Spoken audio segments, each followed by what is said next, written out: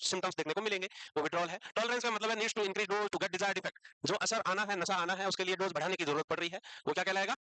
Tolerance. Craving का मतलब होता है स्ट्रॉन्ग डिजायर, बहुत ज्यादा इच्छा होना, क्रेविंग कहलाएगा। रिवर्स टॉलरेंस क्या था? उल्टा है कि पहले 4 पैक से नशा होता था, वो अभी 1 में ही हो रहा है, ये रिवर्स टॉलरेंस है। मेलन बी इफेक्ट क्या था? कि जब ब्लड अल्कोहल कंसंट्रेशन बढ़ रहा होगा तब बिहेवियरल डिस्टर्बेंस ज्यादा होगा एज कंपेयर टू जब ब्लड अल्कोहल कंसंट्रेशन कम हो रहा होगा। तो यहां तक पढ़ा था। चलो चलो उसके आगे का आज देखते हैं कि एक्यूट इंटॉक्सिकेशन, इसका मतलब क्या हुआ है? एक्यूट इंटॉक्सिकेशन का मतलब टॉक्सिकेटेड स्टेट, जब तक का अमाउंट बहुत ज्यादा लिया हुआ हो, वो टॉक्सिकेशन वाली फेज कहलाती है। तो अल्कोहल का याद रखना है, alcohol central nervous system depressant है। यहाँ इसका अगर डोज ज्यादा होगा, अल्कोहल का लेवल ज्यादा होगा, तो बॉडी के सारे फंक्शन डिप्रेस होंगे, स्पेशली नर्वस सिस्टम जब डिप्रेस होगा तो बाकी फंक्शन भी ऑटोमेटिक डिप्रेस होंगे। जो पीने के बाद एक्साइटमेंट आता है वो किस वजह से है? The excitement that follow the alcohol use is due to decrease in conscious self control. जो पीने के बाद, क्योंकि सेंट्रल नर्वस सिस्टम तो डिप्रेस्ड है, उसके बावजूद पेशेंट कितना एनर्जेटिक लगता है, शुरू शुरू में हल्ला गुल्ला जोश में खुद को बड़ा मानता है, तारीफें करेगा, खूब फेकोलॉजी करेगा, ऐसा कर सकता है। वो किस लिए करता है? वो कॉन्शियस सेल्फ कंट्रोल खत्म हो गया। क्या हो गया है? सेल्फ कंट्रोल खत्म होने के कारण ही वो सिर्फ ऐसा करेगा, otherwise alcohol central nervous system depressant है। क्योंकि जैसे जैसे इफेक्ट ज्यादा आएगा, जिसने भी अल्कोहल लिया वो स्लो हो जाएगा। स्टार्टिंग में जब नॉर्मल इफेक्ट है, मीडियम टू नॉर्मल इफेक्ट रहेगा, तब तक एनर्जेटिक रह सकता है, ज्यादा बातें कर सकता है।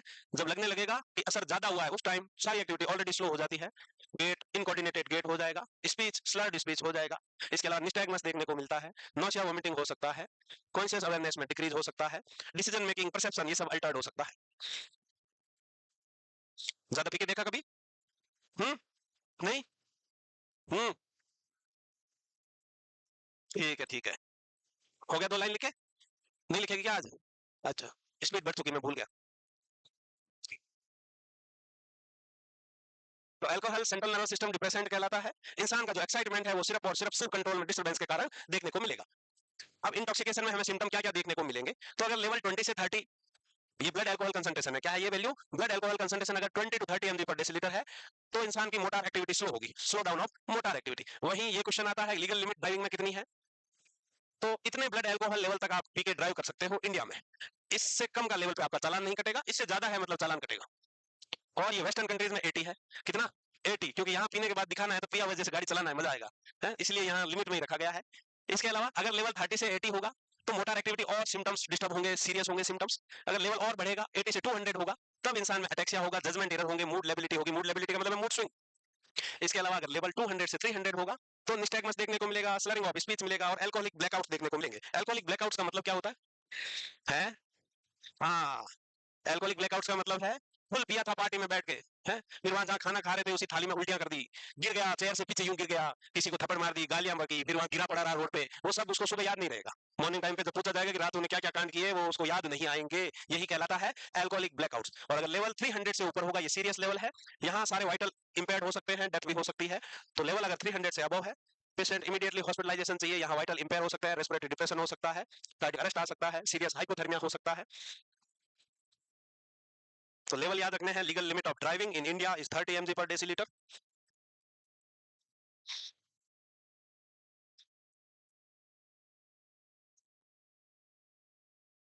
अल्कोहलिक ब्लैकआउट्स का मतलब लिख लो कि not able to remember incident, not able to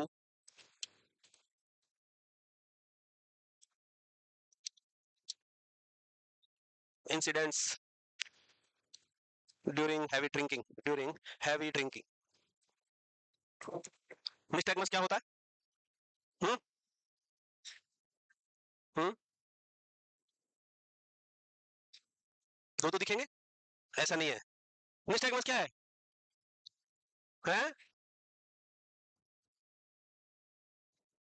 थोड़ा सा ही बोल सकते हो, या फिर आंखें घूमी हुई सी लगना है।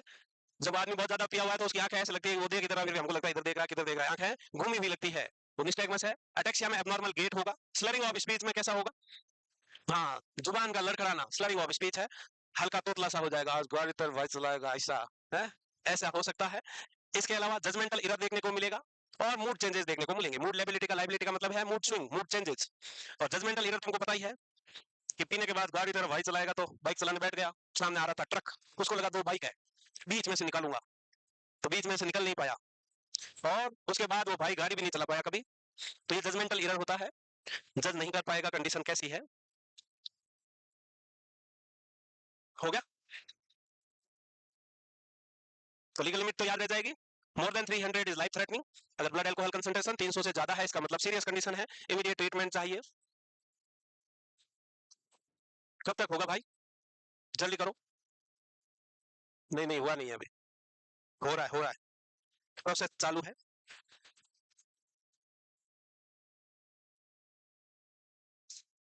अब हो गया, बातें ना करो। अब विड्रॉल सिम्टम में हमें क्या देखने को मिलेगा? तो withdrawal symptom develop after suggestion of alcohol intake. Withdrawal symptom तभी देखने को मिलता है या इंसान अल्कोहल पीना बंद कर देता है या डोज रिड्यूस कर देता है। जब भी कोई भी ड्रग्स का बॉडी में अमाउंट कम होगा, सर्टेन सिम्टम्स देखने को मिलेंगे, वो विड्रॉल सिम्टम कहलाएंगे। अल्कोहल छोड़ने के बाद या लास्ट पैक के 6 से 8 घंटे बाद क्या सिम्टम आएंगे? क्रॉनिक अल्कोहलिज्म में आता है विड्रॉल, आपने टाइप्स देखे थे। तो 6 से 8 घंटे बाद हमको क्या देखने को मिलेंगे? तो classical and most common sign देखने को मिलेगा अल्कोहल विड्रॉल का, वो ट्रिमर है। क्या है वो? ट्रिमर। कोस्ट ट्रिमर और फाइन ट्रिमर दो तरह की चीजें होती है। कोस्ट ट्रिमर कैसा है और फाइन ट्रिमर कैसा है? दो तरह के ट्रिमर होते हैं, एक होता है फाइन ट्रिमर और एक होता है कोस्ट ट्रिमर। फाइन ट्रिमर का मतलब, अरे फाइन का मतलब क्या होता है? हाँ, फाइन ट्रिमर का मतलब है रेयरली नोटिसेबल, ठीक से नोटिस नहीं कर पाएंगे, इतने हल्के ट्रिमर है कि बहुत अच्छे से एग्जामिनेशन करने में ही नोटिस होंगे, वो फाइन ट्रिमर है। कोर्स ट्रिमर वो ट्रिमर है, वो इजीली देख सकते हो, वो इजीली देख सकते हो आप। तो ये कोर्स ट्रिमर देखने को मिलेंगे आफ्टर 6 to 8 आवर्स। ये क्वेश्चन आता है कि मोस्ट कॉमन आया हुआ है, most common withdrawal symptom of alcohol, तो याद रखना है ट्रिमर है। कौन है वो? ट्रिमर। इसके अलावा अदर सिम्टम में हमें जीआई डिस्टर्बेंस के सिम्टम देखने को मिलेंगे, लाइक नोशिया एंड वोमिटिंग देखने को मिलेगा, anxiety, sweating, hypertension, autonomic hyper activity. ये सारे सिम्टम कैसे हैं? ऑटोनॉमिक हाइपर एक्टिविटी के सिम्टम है।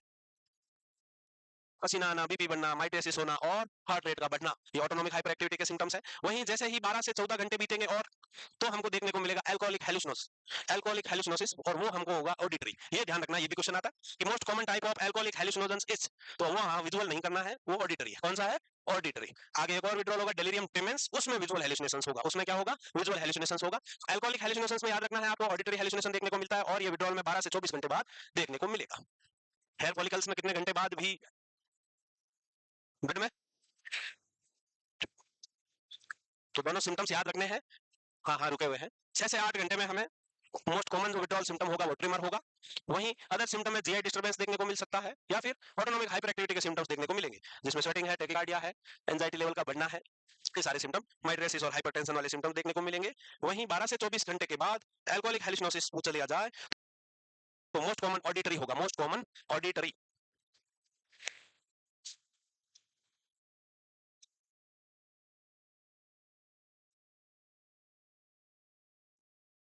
ऑडिटरी हेलुसिनेशन क्या होता है? कौन है वो जिसको नहीं पता? ढूंढूं मैं? ऐसा तो कोई नहीं होगा।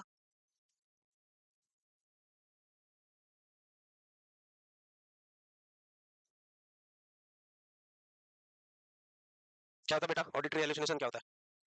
ऑडिटरी हेलुसिनेशन क्या होता है? इल्यूजन नहीं होगा बेटा। अच्छा, स्टिमुलाई नहीं होता, शाबाश। ऑडिटरी हेलुसिनेशन का मतलब है कुछ सुनाई देगा, एक्चुअल स्टिमुलाई नहीं होगा। कुछ सुनाई देगा बट एक्चुअल स्टिमुलाई नहीं होगा। हाँ, रात को 12 बजे तुम्हारा मकसद छन छन पे ज्यादा है, वो तो जैसे सोचोगे वैसी सुनाई दे भी सकती है।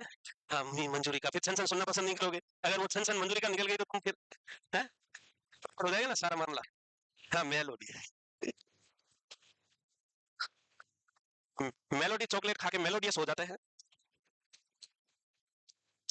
हो गया भाई?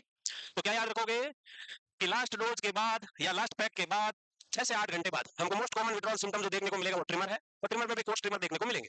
दूसरा, ऑटोनॉमिक हाइपर एक्टिविटी के सिम्टम देखने को मिलेंगे, और वो क्या है? हाइपरटेंशन है, स्वेटिंग है, माइग्रेसिस है, टेकिकार्डिया है, एंजाइटी है। इसके अलावा GI disturbance like nausea and vomiting देखने को मिलेगा। वहीं 12 से 24 घंटे बाद अल्कोहलिक हेलुसिनेशंस देखने को मिलेगा, और वो मोस्ट कॉमनली ऑडिटरी होगा। कौन सा होगा? ऑडिटरी। अब इसके अलावा जैसे जैसे वक्त बीतेगा मामला और गंभीर होता जाएगा कि आफ्टर 24 to 48 आवर्स क्या देखने को मिलेगा। तो यहाँ हमें क्या देखने को मिल रहे हैं? सीजर्स, और जिसको बोलते हैं रम फिट्स। क्या बोलते हैं? रम फिट्स। यहाँ पेशेंट को जनरलाइज टॉनिक क्लोनिक सीजर्स आएंगे और दिन में मल्टीपल टाइम्स आ सकते हैं, दिन में मल्टीपल टाइम्स आ सकते हैं। इसके अलावा 48 से 72 आवर्स में हमको क्या देखने को मिलेगा? डेलीरियम ट्रिमेंस। क्या देखने को मिलेगा? डेलीरियम ट्रिमेंस। और तुमको पता है डेलीरियम नाम आ गया, इसका मतलब क्या है? अरे कॉन्शियसनेस में चेंजेस आएगा, क्लाउडिंग ऑफ कॉन्शियसनेस। डेलीरियम का मतलब है क्लाउडिंग ऑफ कॉन्शियसनेस। जगह बदली पर आदत नहीं बदली, क्लाउडिंग ऑफ कॉन्शियसनेस। तो यहाँ जब भी आपको पता है डेलीरियम में आपने पढ़ा था, जब इंसान का कॉन्शियसनेस अल्टर्ड है तो मोस्ट कॉमन हेलुसिनेशन कैसा था? वहां भी विजुअल था, तो यहाँ भी हेलुसिनेशन देखने को मिलेंगे, और वो मोस्ट कॉमनली क्या होगा? विजुअल हेलुसिनेशन होगा। क्लाउडिंग ऑफ कॉन्शियसनेस होगा ही होगा, और साथ में विजुअल हेलुसिनेशन देखने को मिलेगा। तो याद रखना है 24 to 48 आवर्स में रम फिट्स और सीजर्स देखने को मिलेंगे। वहीं 48 से 72 आवर्स में डेलीरियम ट्रिमेंस देखने को मिलेगा, जिसमें clouding of consciousness and visual hallucinations, visual hallucinations delirium. और तुमको पता है 24, इसके अलावा जे डिस्टर्बेंस लाइक नोस्टा ऑडिटरी। अब इसका सीजर्स आएंगे। अरे कॉन्शियसनेस में चेंजेस आएगा, अब कॉन्शियसनेस। तो यहाँ जब भी आपको पता है डिलीरियम में आपने पढ़ा था, जब इंसान का कॉन्शियसनेस अल्टर्ड है तो मोस्ट कॉमन हेलुसिनेशन कैसा था, वहां भी विजुअल था, तो यहाँ भी हेलुसिनेशन देखने को मिलेंगे और वो मोस्ट कॉमनली क्या होगा, विजुअल हेलुसिनेशन होगा। क्लाउडिंग ऑफ कॉन्शियसनेस होगा ही होगा और साथ में विजुअल हेलुसिनेशन देखने को मिलेगा। तो याद रखना है 24 टू 48 आवर्स में रम फिट्स और सीजर्स देखने को मिलेंगे। वहीं 48 से 72 आवर्स में डेलिरियम ट्रिमेंस देखने को मिलेगा, जिसमें clouding of consciousness and visual hallucination देखने को मिलेगा। और क्लाउडिंग ऑफ कॉन्शियसनेस को दूसरा नाम क्या बोलते हैं बेटा? हम्म हाँ, मेंटल फॉगिंग बोलते हैं। क्या बोलेंगे? Mental fogging. Dimness in alertness. Clouding of consciousness का मतलब होता है डिमनेस इन अलर्टनेस, इसका मतलब है डिमनेस इन अलर्टनेस, और इसी को बोलते हैं मेंटल फॉगिंग।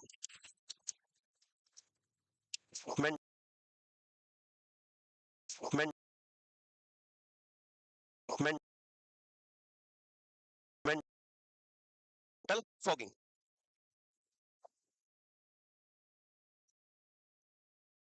अच्छा, ई पहले लिख दिया क्या? देखा, देखा लापरवाही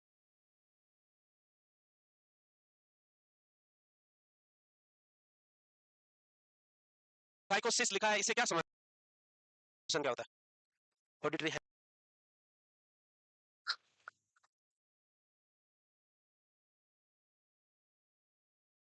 अब इसके अलावा जैसे जैसे वक्त बीतेगा मामला और गंभीर होता, क्लाउडिंग ऑफ कॉन्शियसनेस होगा ही होगा और साथ में विजुअल हेलुसिनेशन देखने को मिलेगा। तो याद रखना है 24 टू 48 आवर्स में रम फिट्स और सीजर्स देखने को मिलेंगे। वहीं 48 से 72 आवर्स में डेलिरियम ट्रिमेंस देखने को मिलेगा, जिसमें clouding of consciousness and visual hallucination देखने को मिलेगा। और क्लाउडिंग ऑफ कॉन्शियसनेस को दूसरा नाम क्या बोलते हैं बेटा? हम्म हाँ, मेंटल फॉगिंग बोलते हैं। क्या बोलेंगे? Mental fogging. Dimness in alertness. Clouding of consciousness का मतलब होता है डिमनेस इन अलर्टनेस, इसका मतलब है डिमनेस इन अलर्टनेस, और इसी को बोलते हैं मेंटल फॉगिंग। Mental fogging.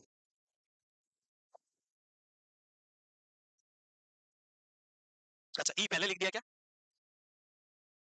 देखा, देखा लापरवाही का नतीजा, डिमनेस इन अलर्टनेस।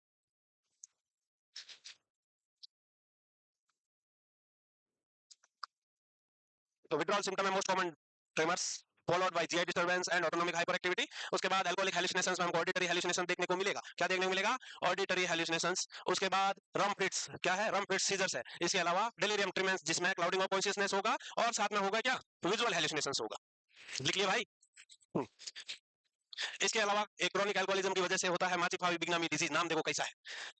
हाँ, बिग्नामी डिजीज। तो इसमें क्या होगा? कुछ नहीं है, क्रोनिक अल्कोहलिज्म की वजह से डिजेनरेटिव चेंजेस आ जाएंगे ब्रेन में, स्पेशली कॉर्पस कोलोसम का डिजेनरेशन हो जाएगा और डिमाइलिनेशन हो जाएगा। सिम्टम में हमको सारे सिम्टम साइकोटिक फीचर आ सकते हैं, डिप्रेशन के सिम्टम्स आ सकते हैं, सीजर्स आ सकता है, अटेक्सिया आ सकता है। तो due to chronic alcoholism corpus callosum का डीजनरेशन और डीमाइलिनेशन का होना, जिसके कारण साइकोटिक फीचर देखने को मिल सकते हैं, डिप्रेशन देखने को मिल सकता है, अटेक्सिया मिल सकता है, सीजर्स आ सकते हैं। क्योंकि लगातार कोई इंसान कई सालों से दारू पीता है, तो दारू इज इंजीरियस टू न्यूरॉन्स। धीरे धीरे इंसान की मेमोरी से लेके अदर डिसऑर्डर्स आने लगते हैं और न्यूरॉन्स न्यू नहीं बनेंगे, जो बने हैं वो भी डिस्ट्रॉय होने लगते हैं। तो सर्टेन सिम्टम्स आ सकते हैं, neurological symptom like ataxia, seizures, ये आ सकते हैं। साइकोटिक सिम्टम आ सकते हैं, साइकोटिक सिम्टम्स, और यहाँ साइकोसिस लिखा है, इसे क्या समझते हो? क्या सिम्टम आएंगे? हाँ, डिल्यूजन आ सकता है, हेलुसिनेशंस हो सकते हैं। और अल्कोहल में मोस्ट कॉमनली कौन सा डिल्यूजन होता है? कौन है वो होशियार बच्चा? Most common type of delusion in alcoholic city कहां से आएगा? Delusion of persecution. उसको कौन मारेगा?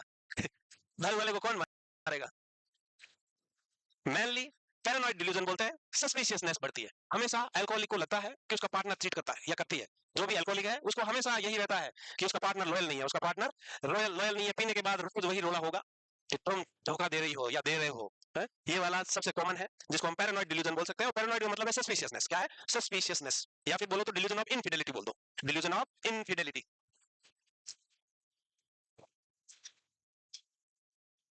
साइकोसिस जब भी होगा, कॉमनली दो ही फीचर साइकोटिक फीचर कहलाते हैं, एक है डिल्यूजन और दूसरा है हेलुसिनेशंस। डिल्यूजन क्या है बच्चे? पीछे बता बालक, ब्लैक साइड के बगल में बैठे वाले बालक बताएंगे सबसे पीछे। हाँ, जोर से बोल बेटा। Delusion, false fixed unshakeable belief. यही बोला कि कुछ बोला नहीं? यही बोला। शाबाश बेटा, शाबाश, बैठ जा। झूठी शाबाशी तो नहीं ले ली? तो माजी भावी बिग्नामी डिजीज में सिंपली इतना याद रखना है कि due to chronic alcoholism corpus callosum का डीजनरेशन है, डिमाइलेशन है, एट्रोपी है, जिसके कारण certain neurological symptoms plus psychotic features देखने को मिलते हैं। इसके अलावा क्रोनिक अल्कोहलिज्म की वजह से मेमोरी वाले सिम्टम्स देखने को मिलते हैं, एमनिस्टिक डिसऑर्डर बोलते हैं, और ये इसमें दो तरह के सिम्टम देखने को मिलेंगे हमें, एक होगा वर्निक एन्सेफेलोपैथी और दूसरा होगा कोर्साकॉफ सिंड्रोम। और दोनों कॉमनली थायमिन डेफिशिएंसी की वजह से होता है। किसकी वजह से? थायमिन। ये एक्यूट कंडीशन है, ये एक्यूट कंडीशन कहलाती है, ये क्रोनिक कंडीशन कहलाती है। वर्निक एन्सेफेलोपैथी में क्या होगा? हम्म, बोलो बोलो बोलो। कन्फ्यूजन। इसके अलावा निस्टैग्मस जिसको बोलते हैं ऑप्थेल्मोप्लेजिया। इसके अलावा अटेक्सिया। Very good. तो मेनली ये सिम्टम्स देखने को मिलेंगे वर्निक एन्सेफेलोपैथी में। ये एक्यूट कंडीशन है, इमीडिएट थायमिन रिप्लेसमेंट चाहिए होगा जब भी पेशेंट को वर्निक एन्सेफेलोपैथी डेवलप होती है, इमीडिएट थायमिन रिप्लेसमेंट चाहिए। वहीं जो कोर्साकॉफ सिंड्रोम है, इसमें हमें क्या देखने को मिलेगा? एमनीसिया, रिट्रोग्रेड, एंट्रोग्रेड एमनीसिया, कन्फाबुलेशन, ये सारे सिम्टम्स देखने को मिलेंगे। और ये दोनों जब एक साथ होते हैं तो उनको वर्निक क्या बोलते हैं? वर्निक कोर्साकॉफ सिंड्रोम या वर्निक कोर्साकॉफ साइकोसिस, साइकोटिक फीचर साथ में है। अभी इतना लिख लो, आगे देखेंगे इसके बारे में भी। लिख लिया था? अरे लिख लिया, 2 लाइन। इसके अलावा दोनों थायमिन की डेफिशिएंसी से होता है, ये लाइन भी लिखना चाहो तो लिख लो कि both disorders occurs due to thiamine deficiency. अब वर्निक एन्सेफेलोपैथी देखें, बोथ डिसऑर्डर अकर्स, ये लाइन भी लिखना चाहो तो लिख लो कि both disorders occurs due to thiamine deficiency. अब वर्निक एन्सेफेलोपैथी देखें, both disorder occurs due to thiamine deficiency. अब मैं 2 बार बोला फिर भी पड़ोसी की तरफ झांक रहे हैं। Both disorder occurs due to thiamine deficiency. मामला बहुत स्लो भाई। अब वर्निक एन्सेफेलोपैथी के हमें सिम्टम्स देखने को मिलेंगे, वो क्या है कि कंफ्यूजन, ऑप्थेल्मोप्लेजिया, और उसके कारण होगा निस्टैग्मस, और होगा साथ में क्या? अटेक्सिया। तुमको बता रखा है ना, कोट रैक। याद है क्या? इसको याद करने की जो ट्रिक है वो है कोट रैक। बहुत ज्यादा दारू पिएगा तो कोट उतर के रैक में चला जाएगा, क्योंकि कोट पहनने लायक तुम रहोगे नहीं, फिर कोट हमेशा रैक में ही टंगा रहेगा। तो वो कोट रैक है। तो कंफ्यूजन का मतलब क्या होगा कि लैक ऑफ क्लियर माइंडनेस, हर चीज में कंफ्यूज कंफ्यूज कंफ्यूज। दूसरा ऑप्थेल्मोप्लेजिया का मतलब क्या है? क्या समझ रहे हो इसको? वीकनेस और पैरालिसिस ऑफ आई मसल्स। इसका मतलब है वीकनेस और paralysis of eye muscles. Nystagmus का मतलब है जब ऑप्थेल्मोप्लेजिया मसल्स वीक हो गई, पैरालाइज्ड हो गई आई की, तो इनवॉलेंटरी मूवमेंट्स हो सकते हैं और क्रॉस आई देखने को मिल सकती है। फिर आता है अटेक्सिया। अटेक्सिया का मतलब क्या है? Ataxia involuntary muscle movement, incoordinated gait, abnormal gait. Ataxia का मतलब है इनकोऑर्डिनेटेड गेट।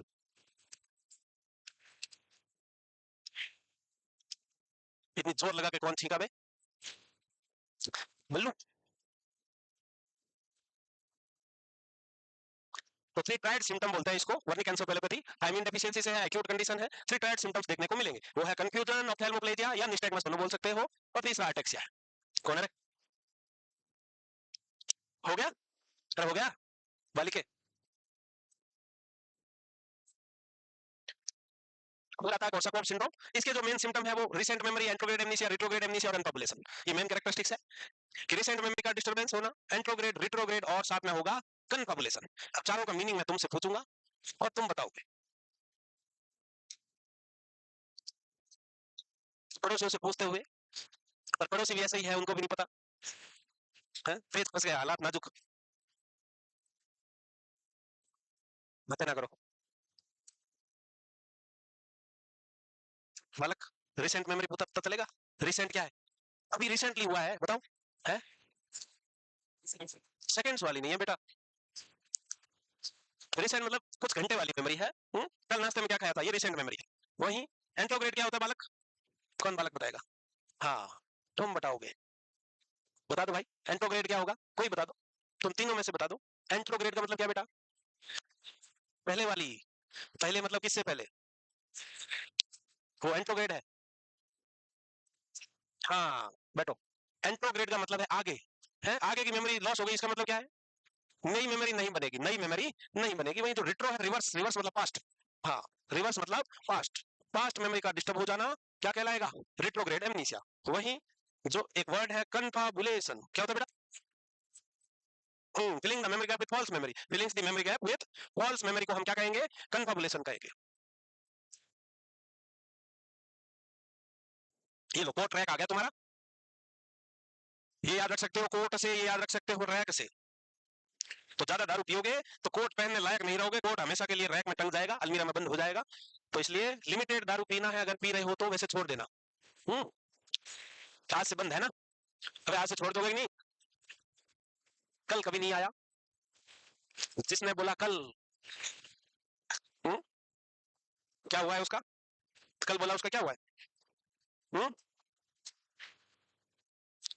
तो याद रह जाएगा भाई, confusion ophthalmoplegia ataxia due to thiamine deficiency. वही रेक्स याद रखना है, रिट्रोग्रेड एंट्रोग्रेड कन्फाबुलेशन, और ये कोर्साकॉफ साइकोसिस में देखने को मिलते हैं।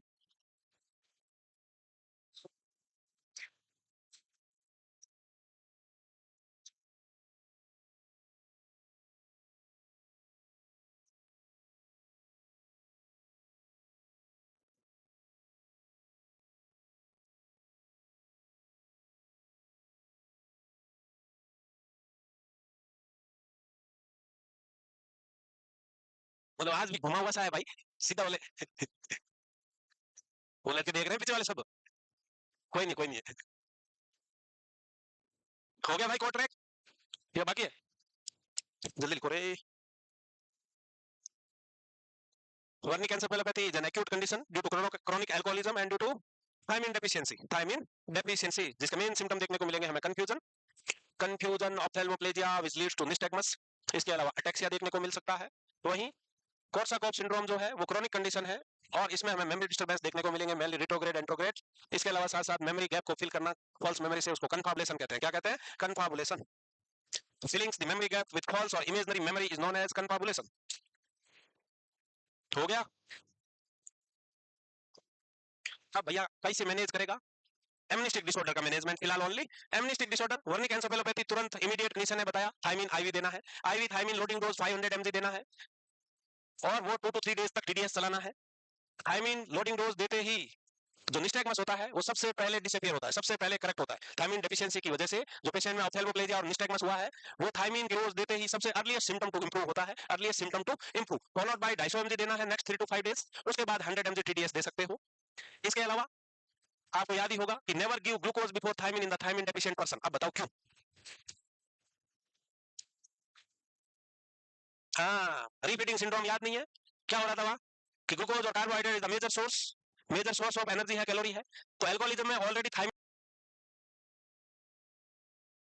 की डेफिशिएंसी, और तुमने उसको आते ही लगाया डेक्सट्रोज 5% या डीएनएस लगाया 10% लगाया, जो भी। तो जितना ज्यादा डेक्सट्रोज जाएगा, डेक्सट्रोज क्या कार्बोहाइड्रेट है, जितना ज्यादा डेक्सट्रोज जाएगा उतना ही ज्यादा वो थायमिन को यूटिलाइज करेगा। तो थायमिन ऑलरेडी डेफिशिएंट है, तुमने और डेक्सट्रोज लगाया, जो बचा कुचा था वो भी डेफिशिएंट हो गया। तो इसलिए थायमिन डेफिशिएंसी पहले करेक्ट करनी है, उसके बाद ही डेक्सट्रोज लगा सकते हो, ये बात याद रखना है। इसके अलावा जो मोस्ट कॉमन डेफिशिएंसी होती है इलेक्ट्रोलाइट की, ये क्वेश्चन भी आता है, तो वो सबसे इंपॉर्टेंट इलेक्ट्रोलाइट है मैग्नीशियम। कौन सा है? Magnesium most common deficiency. इसके अलावा अदर इलेक्ट्रोलाइट भी डेफिशिएंट रहते ही रहते हैं। ये आता है आपका कौन सा कॉमन थायमिन, क्या दोगे? तो ओरल थायमिन देना है, ओरल थायमिन देना है। ये लंबे समय तक चलेगी, 3 to 12 मंथ तक चल सकती है, 3 to 12 मंथ तक चलेगी। तो थायमिन का रेजिमेन आपको याद रखना है। वर्निक्स एक्यूट थायमिन डेफिशिएंसी वाली कंडीशन है, तो एक्यूट कंडीशन है मतलब इमीडिएटली ट्रीट करना है। इमीडिएटली ट्रीट करने के लिए आईवी देना पड़ेगा, हाई डोज पे देना पड़ेगा। तो ये दिमाग में रखते हुए याद रखना है कि इनिशियली 500 mg टीडीएस देंगे, फॉलोड बाय 250 mg कर देंगे, उसके बाद मेंटेनेंस में 100 mg कर देंगे। इसके अलावा थायमिन की डेफिशिएंसी है ऑलरेडी, तो डेक्सट्रोज पहले नहीं देंगे, अदरवाइज थायमिन की और डेफिशिएंसी हो जाएगी। और इसके अलावा जो most common electrolyte affected in alcoholism है वो है मैग्नीशियम, वो है मैग्नीशियम।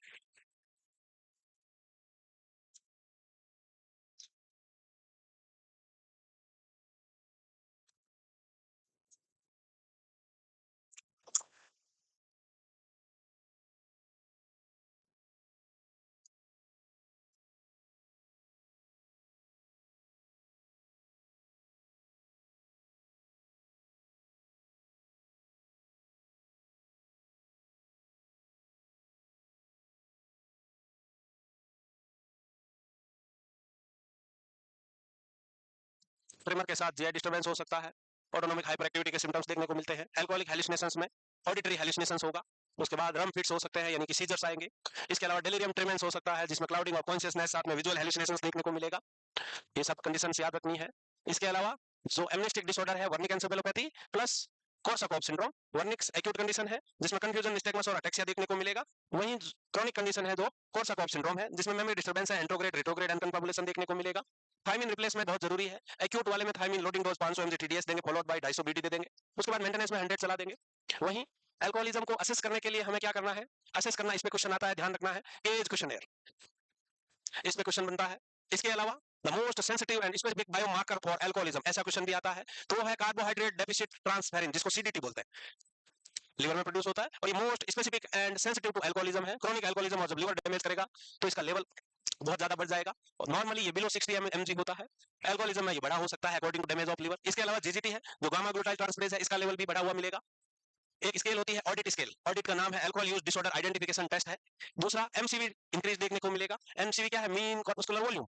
एमसीवी इंक्रीज देखने को मिलेगा। इसके अलावा लिवर फंक्शन में ही एएलटी एएसटी क्या है? एसजीओटी एसजीपीटी पुराने वाले हैं, इनका नए नाम एएलटी एएसटी है। तो ये दोनों भी बढ़े हुए मिलेंगे। इसके अलावा हम डायग्नोस कर सकते हैं alcohol breath test, alcohol breath test, breath analyser जो ट्रैफिक पुलिस वालों के पास होता है, हॉस्पिटल में होता है।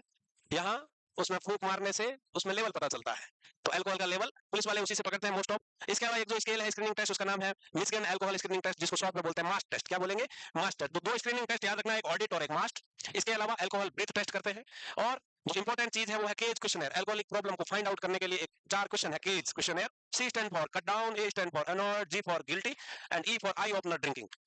आगे लिखवाऊंगा, अभी सिर्फ इतना लिखो। केज क्वेश्चनर पे क्वेश्चन दो तरह का बनता है। एक बनता है कि CAGE questionnaire is used for या यूज टू असेस, तो अल्कोहलिक प्रॉब्लम किसके लिए किया जाता है? अल्कोहलिक प्रॉब्लम को फाइंड आउट करने के लिए यूज किया जाता है। बाकी इसमें पूछा जाता है C stand for in CAGE questionnaire, C stand for, A stand for, G stand for और ई स्टैंड फॉर, जिसका मीनिंग आपको याद होना है। मोस्ट स्पेसिफिक और सेंसिटिव बायोमार्कर पूछ लिया जाए तो वो है कार्बोहाइड्रेट डेफिसिट ट्रांसफेरेंस। ये पर्टिकुलरली अल्कोहल से रिलेटेड है और इसका लेवल बढ़ा है, इसका मतलब है liver damage due to alcoholism ही हुआ है, liver damage due to alcoholism ही हुआ है। जीजीटी। इसके अलावा दो स्क्रीनिंग टेस्ट है, वो है ऑडिट प्लस मास टेस्ट।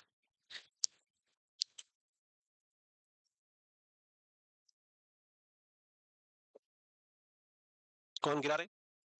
कौन गिरा?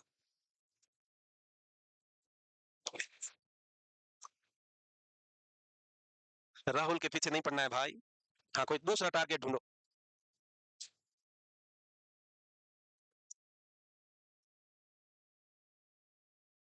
अल्कोहल पढ़ना है, नशे जैसी फीलिंग नहीं लेनी है। तुम्हारी हालत को देख के लग रहा है नशे हो गए तुमको। हम्म?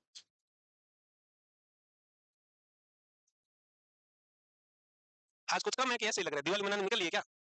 निकल लिए? कितना क्या मनाएंगे दिवाली पे भाई? हम्म? क्या ही मतलब उन फटाकों का? जॉब लगो, उसके बाद खुशी के फटाके होने चाहिए। हाँ, सफाई वाला काम ठीक है। लड़कियां बिल्कुल नहीं जाएगी पहले, ये तो कंफर्म है। सेम डे जाएगी ताकि सफाई की भी मिलेगी। नहीं तो मम्मी नौकरानी बना डालेगी बात जाते ही। बेटा वो थोड़ा ऊपर से करना, वहाँ मिट्टी लग रही है देख। ठीक है। तो सीडीटी याद रखना है, most specific and sensitive to alcoholism biomarker है। इसके अलावा अल्कोहल ब्रीथ टेस्ट करते हैं, ऑडिट टेस्ट करते हैं, मास टेस्ट करेंगे। इसके अलावा लिवर फंक्शन टेस्ट में एलटी एसटी करेंगे ही करेंगे, जीजीटी भी करते हैं। ये सारे स्क्रीनिंग टेस्ट है अल्कोहल को फाइंड आउट करने के लिए। हो गया, चले आगे? नहीं हुआ? लिखो भाई, फास्ट लिखो, fast fast fast fast. Alcohol के आज के हर एग्जाम में एक क्वेश्चन आता ही आता है, याद रखना तुमको। इस बार भी आया था, प्री में भी आया था, मेंस में तो आया था, प्री का याद नहीं। प्री में आया था क्या? मेंस में आया था। मेंस में एंटीडोट आया था। कब हो गया? हाँ, तो पुलिस वाले तुमको ड्रंक एंड ड्राइविंग वाला टेस्ट करते हैं। उस मशीन में केमिकल कंपोनेंट क्या होता है जिससे ब्रिथ से मॉइस्चर से घुल के वो लेवल बताता है? तो वो होता है potassium dichromate and sulphuric acid. Potassium dichromate and sulphuric acid याद रखना है। कभी कोई क्वेश्चन आ ही जाए तो याद रख लोगे कि potassium dichromate and sulphuric acid होता है उसमें। अभी लेटेस्ट मॉडर्न वाली जो मशीन है वो विदाउट केमिकल इंडिकेटर वाली है, अलग सेंसर वाली है कुछ। बट अगर कोई केमिकल कंपोनेंट पूछ ले तो याद रख लेना है potassium dichromate and sulphuric acid.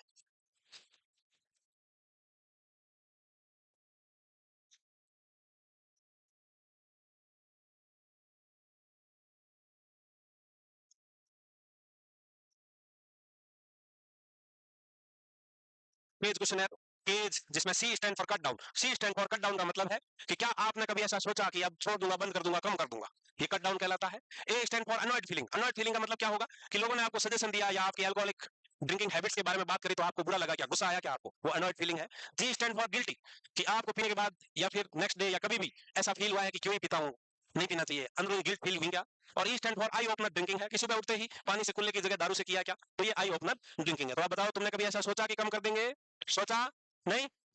क्या तुमको बुरा लगा कि लोगों ने तुमको बोला तुम दारूडिये हो, मत पियो, छोड़ दो? क्या तुमको गिल्टी फील हुई? तो तुम्हारा मामला बड़ा खराब है। क्या तुमने सुबह उठते ही सीधा? हम्म? ठीक है। तो यहाँ इसको हर पॉइंट का एक है। इसको टू और मोर सजेशन ऑफ और सजेस्टिव ऑफ अल्कोहलिक प्रॉब्लम, दो या उससे अधिक का स्कोर इंडिकेट करता है कि आप तो पी रहे हो, ये अल्कोहल की वजह से अब ये प्रॉब्लमेटिक है। अब आएगी समस्या, अब आएगी समस्या। कंपल्सिव ड्रिंकिंग कौन से टाइप का ड्रिंकिंग है? कल टाइप ऑफ ड्रिंकिंग बताए थे तुमको कि कंपल्सिव ड्रिंकिंग कौन से टाइप का ड्रिंकिंग है।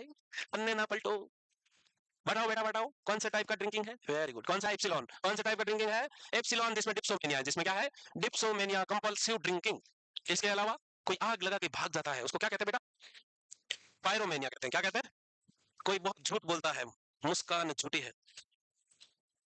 Very good. क्या कहेंगे उसको? मिथोमेनिया कहेंगे। भयंकर चोर है कोई, चोर, क्या कहलाएगा? तुम दोनों की कॉमन कॉपी क्यों है? तुम्हारी की तरह है। लेके आओ, किसी बेटे को मक्खियां मारोगे यार, मुंह से निकाल लो, उसमें से पढ़ लिखा हुआ है पक्का। ऐसा कैसे भूल सकते हो भाई? हम्म। ऑनियोमेनिया क्या था? हम्म।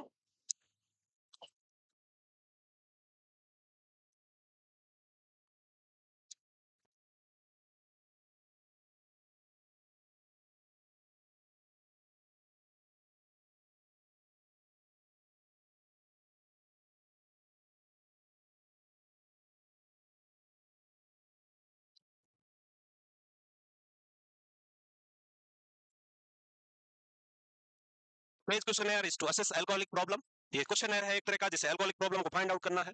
सी स्टैंड फॉर कट डाउन, कि क्या कभी आपने ऐसा सोचा कि अब कम करेंगे, बंद करेंगे, छोड़ेंगे। A stand for annoyed feeling. A stand for annoyed feeling, कि क्या आपको अपनी अल्कोहलिक हैबिट्स के बारे में बात करने के बाद गुस्सा आया, बुरा लगा क्या? इसके अलावा जी स्टैंड फॉर गिल्ट फीलिंग, काहे पीता हूं ये सोच के गिल्टी फीलिंग हुई क्या?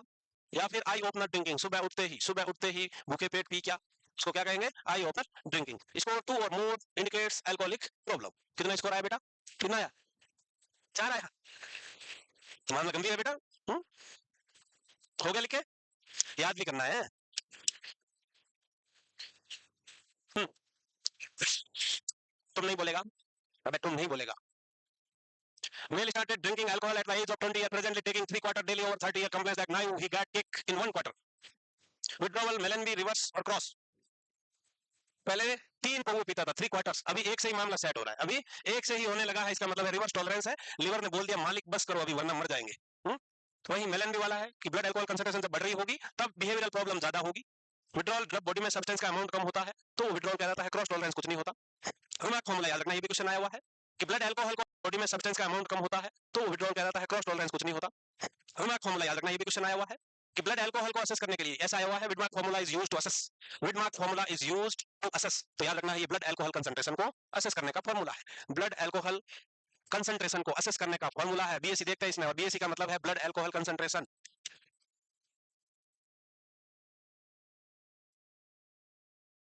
कैसे है कि अल्कोहल कंज्यूम्ड इन ग्राम, कितने ग्राम दारू पिया, divided by body weight in ग्राम, उसको मल्टीप्लाई करना है आर से, और आर एक कांस्टेंट फैक्टर है। अगर फीमेल का ब्लड अल्कोहल कंसंट्रेशन निकालना है तो आर की जगह वैल्यू लिखनी है 0.55। अगर मेल का ब्लड अल्कोहल कंसंट्रेशन निकालना है तो वहां आर की वैल्यू लिखनी है 0.68, और उसको 100 से मल्टीप्लाई करना है।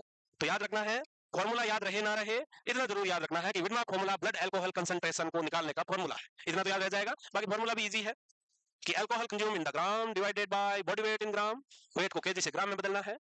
इसके अलावा आर एक कांस्टेंट फैक्टर है, और क्वेश्चन में अगर आपको फीमेल का ब्लड अल्कोहल कंसंट्रेशन निकालना बोला गया है तो 0.55 लिखना है, वहीं अगर मेल का है तो 0.68 लिखना होगा, और उसको 100 से मल्टीप्लाई करना है।